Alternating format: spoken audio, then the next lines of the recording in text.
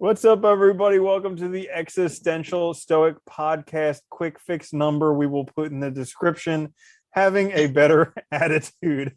46. 46. I'm Randy. I'm here with my buddy Danny. How's it going, Danny? What's up, Randy? So today we were talking about having a better attitude. Some people's attitude is just garbage, and other people It have a just sucks. great attitude. Yeah. So today we're going to talk a few quick tips, 3 from me, 3 from you, for how to have a better attitude. I'm curious, would you say you have a good attitude? I think I have a better attitude than I had in the past. I mean, I think it's like, look, I think everybody goes through, life is about change. I think we have moments where we have great attitudes, bad attitudes, but I think the trick is not to get stuck in that bad attitude, because that really does, I think, just destroys motivation, destroys our lives, makes us victims, and ultimately, it makes it very hard to climb our way out of that. That's a really good point. I would say very similarly for myself, my attitude has been getting better as I've been getting older and wiser. So I expect by the time of my death, I'm going to have a perfect attitude. Oh, I think I'll smile at my death. I'll have such a good fucking attitude at that point, right? Exactly. So a quick 3 tips from each of us. My first one is put service first. So everybody's in it like, what's in it for me? And this is kind of the alternative to that. And the reason for this is that, like, once you get, I read a whole bunch of books about like spirituality and people who have made, millions and millions and millions of dollars. And once you get to this point, like, they both say the same thing. They're like, once you get to the point where literally everything you want is fulfilled, the best thing that you can possibly do is give to other people. It's actually like more rewarding than giving anything to yourself. So I think part of having a better attitude is actually focusing on service for the other people. Like, I know myself personally, I like when I've done service type things, volunteering, different stuff like that, it feels good. It's like the most selfish thing I can do is give to others. So I would say the first one for having a better attitude, service first. It does feel good. And I think there's so many ways you can give. You can give time, you can give money, you can give just assistance, advice, whatever. I mean, there's so many ways to help other people. And you're right. It feels great, and I think it's a great way to improve your attitude, because you also see real consequences of your actions for others, and sometimes easier to notice those positive benefits when others are receiving them, not yourself. And it's something that's very simple. Like, even, sometimes just a smile or like an understanding look, or like being holding the with door, somebody, like all of those things. Very simple. You can just make your community a better place, right? Like they say. My first one is actually, acknowledge how you feel. And I think this is important. Like, when we're in a bad mood, we have a bad attitude, we're more likely not to identify it and actually look externally to blame something, to pretend like we're a victim, rather than acknowledging that we feel a certain way. And when you acknowledge how you feel, you can take steps to actually improve it or change it. But if you never acknowledge it, you leave yourself no room for change, or you make change impossible. Yeah, and I think that's a really good one, because I've noticed a lot that, like, sometimes the bad attitudes try and sneak up on you. It's not like anybody really has the intention to be a complete jerk or to be very cranky or whatever, but it's just like they sneak up on you. They catch you when you're tired, when you're hungry, when, like, all these different times, and it's like that's when it happens. And you, like, noticing where you are now then gives you the opportunity to improve. And no, you make a good point too. It's like also recognizing when those attitudes tend to come. Like, I found myself, man, like when I'm tired and exhausted, it's like the worst time, because those attitudes can come and gain hold, right? And if you don't recognize that, you feel like you're like, why am I getting depressed at these moments or whatever? And you're not really addressing it. So yeah, it's super important to understand. Mm-hmm. So my next one is having the attitude you're important. So this is kind of counter to the attitude that everybody wants to feel important. Like, everybody wants to feel important, and we're doing all these crazy things to prove to people how important we are. We're posting nonstop to Instagram. We're trying to buy expensive cars and houses and watches and all these different things to show that we're important. Whereas really all that everybody wants is somebody else to say, hey, you're important. So actually having that attitude going into it and realizing it's not like the other person's more important than you. It's just we're two important people having an interaction, and Yeah. I acknowledge that you're important. And that's like a huge thing, because when you start doing that with people, they'll see that you are like leaps and bounds beyond most other people who are just like me, me, me, me, me. All of a sudden, you recognize the importance. And plus, you get to have a much better interaction. Like I hear it from salespeople all the time, from books that I read about sales, that like when you actually find things that you like about the people and you become friends with them, like the sale happens on its own. You know, it's Yeah. selling something to your friend is easy. And so like having those interactions where we recognize the importance of the other person, that can really help smooth relations. I like that one. It's funny. I was just listening the other day to a thing on how you can improve education with these simple steps. And one of the things was like the relationship between student teacher. And one of them was just finding things that are similar between you so you can identify their importance and overlap.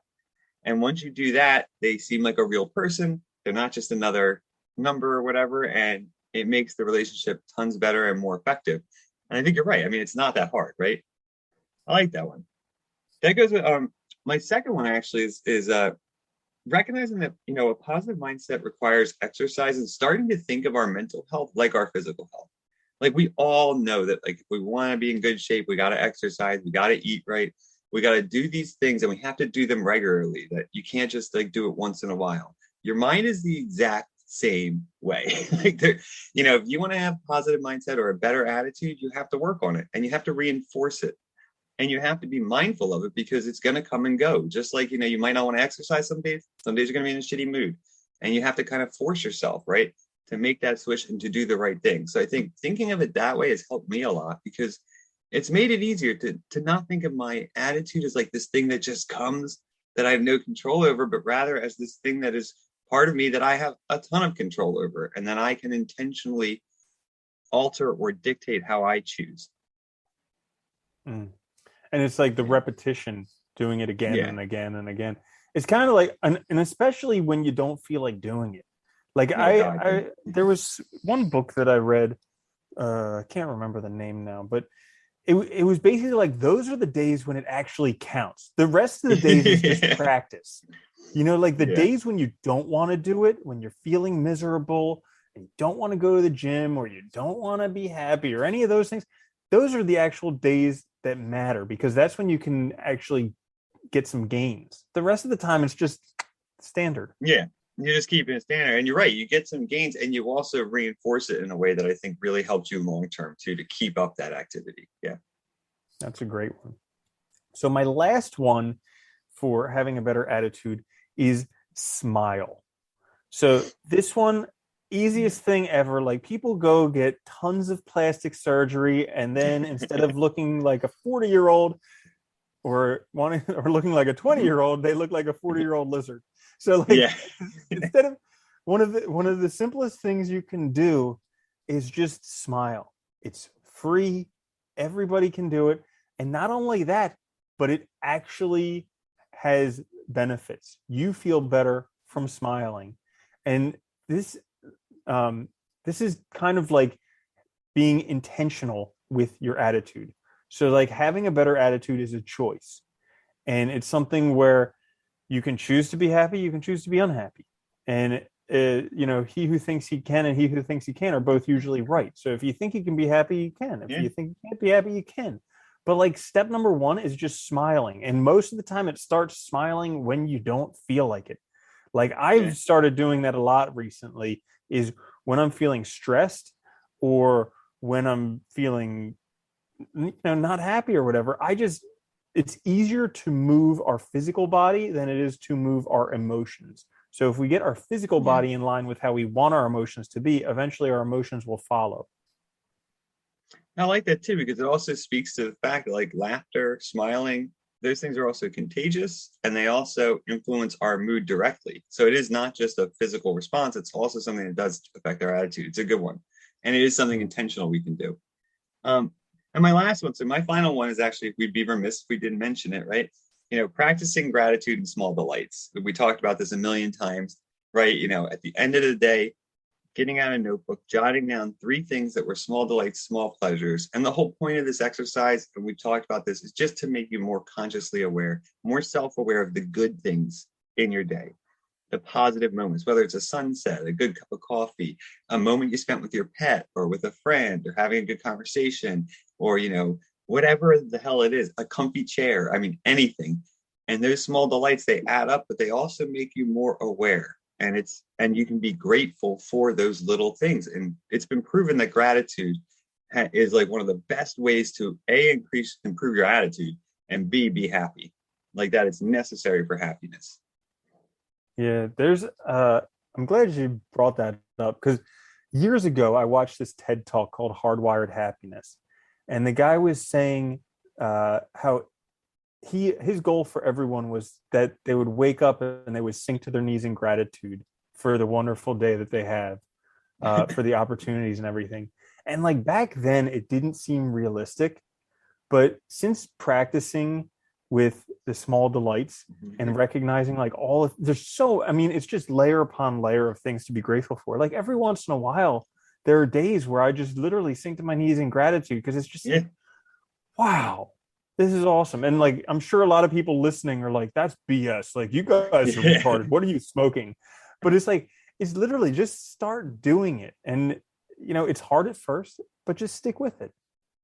No, I'm glad you mentioned it too, because it does. It builds and it compounds over time. And at first, I definitely didn't feel that way, but it does. You start to feel that way and you start to really see things differently. It's amazing. But it's just practicing it every day too. It's that repetition is crucial. Mm-hmm. Yeah, so there you have it. Nice and simple, short little quick fix number 46 for having a better attitude. Thank you for joining us today for the Existential Stoic Podcast Quick Fix. Make sure to like, subscribe, share.